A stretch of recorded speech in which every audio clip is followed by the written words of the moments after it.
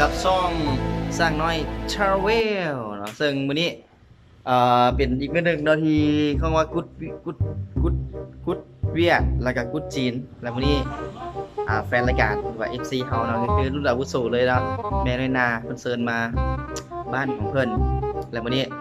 สร้างก็เลยมาแล้วเนาะมาตามคำเชิญของเพิ่นเนาะเอ้าเป็นว่ามื้อนี้เฮาสิมีหยังแหน่ที่เป็นตะกินเวลาเพิ่นเก็บไว้ปุ๊บละแม่น้อยนาเก็บไว้เพิ่นละและตอนนี้เฮาบุกมาถึงบ้านของเพิ่นละนั่นก็คือแม่น้อยนาเนาะ FC ของเฮาเองโอ้แฟนรายการตัวจงเลยตัวจริงตัวเก่าพร้อมเนาะเอ้าเป็นว่าตอนนี้เฮามาถึงบ้านเพิ่นละและการเดินทางของเฮาขาดบ่ได้เลยกับนี่เลยนี่คือลูกชายล่ะเนาะลูกชายเอาลูกชายมานำนี่อันนี้คือลูกชายเฮาเนาะต้องขับดูได้เนาะลูกชายเอาเป็นว่าตอนนี้เอาสิเข้าไปครัวกันว่าอยู่ในครัวหั่นเพิ่นสิมีหยังทานไป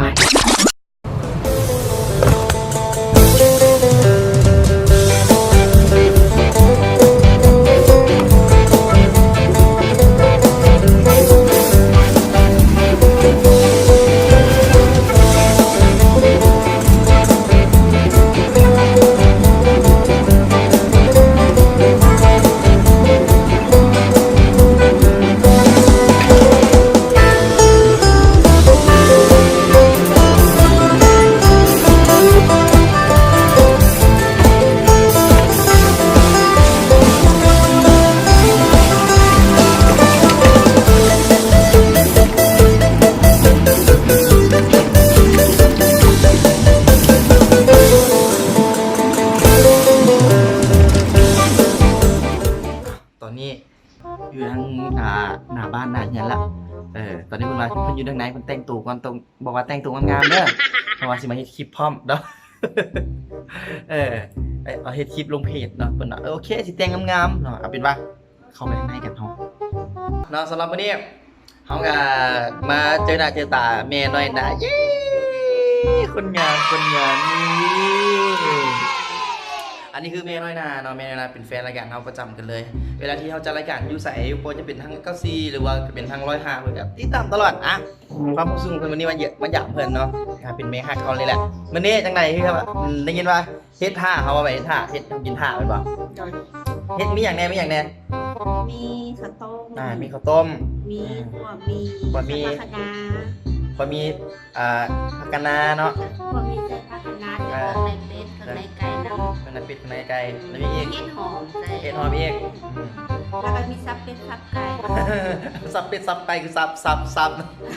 เหมือนปักเป็นตอนซับเป็ดซับไก่ซับเป็ดซับไก่แล้วก็มีเครื่องดองที่ว่าแม่เฮ็ดด้วยสีมือของแม่เองอันดองมะพร้าวสำหรับเป็นยำข้าวต้มประจำปีแต่ละปีแล้วมันต้องมีรสชาติแบบอะไรนะแบบห้องว่าถ้ามีข้าวต้มพวกนี้อันนี้จะบ่เป็นข้าวต้มตัวจังซั่นมันของคู่กันเองมันคู่กันเนาะโดยเดี๋ยวเบิ่งอาหารเฮาเราได้เกียบท่าเนาะเกียบ FC เอาอีกไม้หลายคนตอนนี้กำลังมานี่เพิ่นเกียบไว้ท่าอะไรเพิ่นบอกว่าจะมีข้าวต้มมีไวผัดเผ็ดผัดมีไวเนาะแล้วก็มีไก่ดำบ่ไก่ลาดตรงนี้โดยแล้วก็มีเป็ดลาบมีเป็ดเนาะนี่ไก่ดำเป็นยาไงไก่ดำกินหลายบ่ได้เขาว่าแม่ไม่ได้กินหลายบ่ได้เขาว่ามันอิ่มอันนี้แม่นางไฟแม่อยู่กับ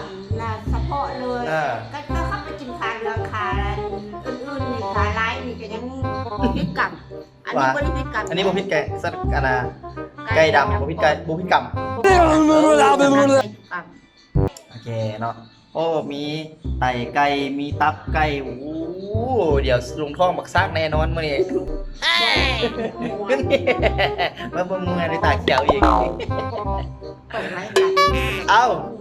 โอเคตอนนี้เรากำลังปฏิบัติการในเรื่องของการกินเนาะโมเมนต์คนเดียวนะมีหลายคนอยู่กำลังสิมาเดี๋ยวแซ่เบิ่งโซมหน้า FC แต่ละคนกำลังสิมาตอนนี้เป็นว่าตอนนี้เฮามาเบิ่งเก็บความพร้อมก่อนเดี๋ยวดึง XP ตักแกงมาใส่โต๊ะก่อนสิมาให้เบิ่งเนาะเอาไปมาอาหารขึ้นโต๊ะเต็มบัดเดี๋ยวสิลองสิมา สี่มือเราเองสี่มือของเราเองซูเปอร์สตาร์หรือว่าสุดยอดของ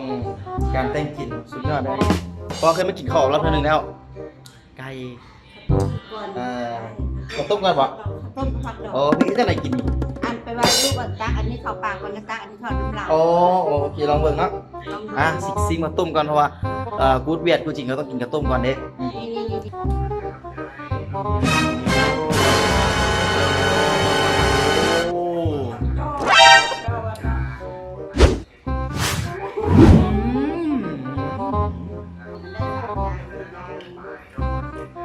Nope.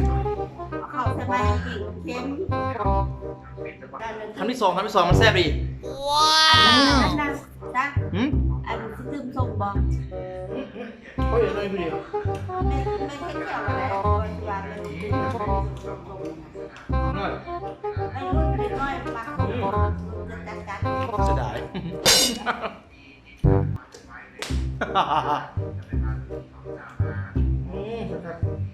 ตักนี่ ตอนนี้มันคือกินเป็ดไปเลยก่อนแล้วผมมักก้น เอาพวกพี่โคตร แต่อันอื่นนั่นมักก้น พี่โคตรเด้อ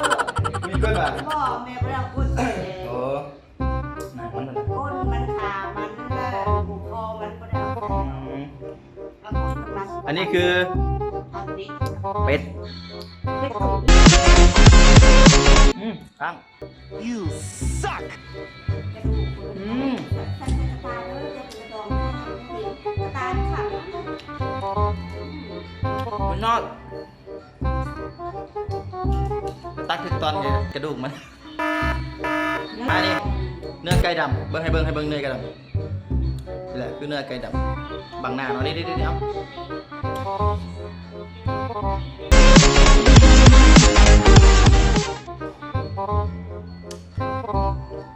หอม อันนี้เป็นไก่ลาดเลยครับทุกคนก็ได้กินหูว่าไก่ลาดนี่มันแซ่บนะครับ มันน่าจะแน่น มันเนื้อแน่นแหละสำคัญคือมันบ่มีกินข้าวเลย จำเป็นมีไว้แล้วก็เห็ดหอมแล้วผักกาดนารวมกันเนาะโอเค มีข้างในใส่ นี่ข้างในเป็นข้างในใจพ่อ แล้วก็มีเส้นหมูอีกต่างหาก เบิ่ง เราก็หลายอย่างเส้นมันสตั๊กแน่วิธีปรุงมันตรงนี้คือเกินพิเศษอีกแม่ไม่ได้ซีน้องซีแทนแม่ นี่คือมีเนาะ แม่เองแต่ว่า สี่มืออย่ามาขี่มือ แล้วลูกมันเป็นผู้ซีมาแบ่ง เอามาซีมกันอืม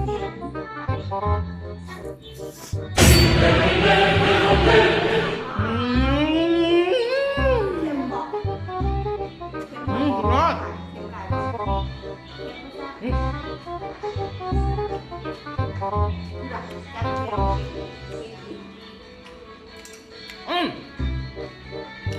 นี่อาหารครับกินก้อนโมเราถ่าย FC คนอื่นมาเอ้า ขอเรียนก่อน นายเรียนนี่แซ่บโม อะไรแซ่บ แซ่บเป็นตัวอย่างแซ่บตัวอย่างแต่ว่ามักเป็นชุดเราเขาสร้างเป็นชุดสร้างขึ้นมาเป็นชุดคือนี่ทัดมีสุดยอด มัก สิ่งที่มาคือแมนถ้าอื่นมาคุณแซ่บเบิร์ดต้องซ้ำเราคิดเบิร์ดตอนนี้คุณแซ่บ แล้ว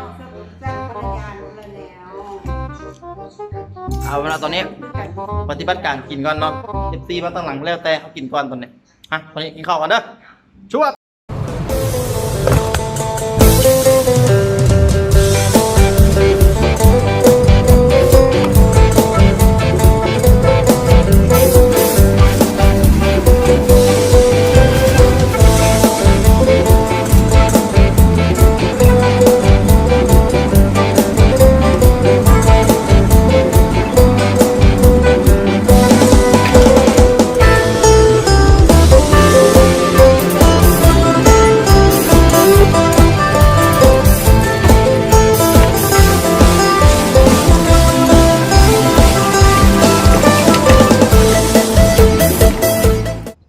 เป็นยังไงท่านผู้ชม หรือว่า FC ทุกคนเนาะ เฮาก็ไปทั้งบ้านแม่น้อยนามาแล้วแล้วก็ไปกินโอ้สุดยอดเรื่องอาหารการกินเพิ่นบริการแล้วก็เพิ่นให้การต้อนรับเป็นอย่างดีเนาะแล้วก็ต้องขอบใจเพิ่นอีกอย่างหนึงแล้วก็อีกครั้งหนึงเนาะที่เพิ่นบริการแล้วก็ต้อนรับพวกเราเป็นอย่างดีบ่จะเป็นทั้งดีเจยุ่งแน่เพิ่นก็เข้าร่วมเนาะแล้วก็ทั้งหลายๆคนและตอนนี้เฮาก็มันจวดต่อมันลงแข้งลงขาแล้วเฮาอยู่บ่ได้นะเอาตอนนี้เฮาก็สิมาใหม่คุณขี่ตัวเนาะแรกๆเขานัดกันว่าอยู่ในไลฟ์สดกันน่าจะเห็นเนาะเดี๋ยวจะขึ้นกราฟไว้ให้เนาะว่าหาไปเด้อเฮาก็สิมาบอกว่านี่แหละคือคำของคนขี่ตัวมาอันนี้คือ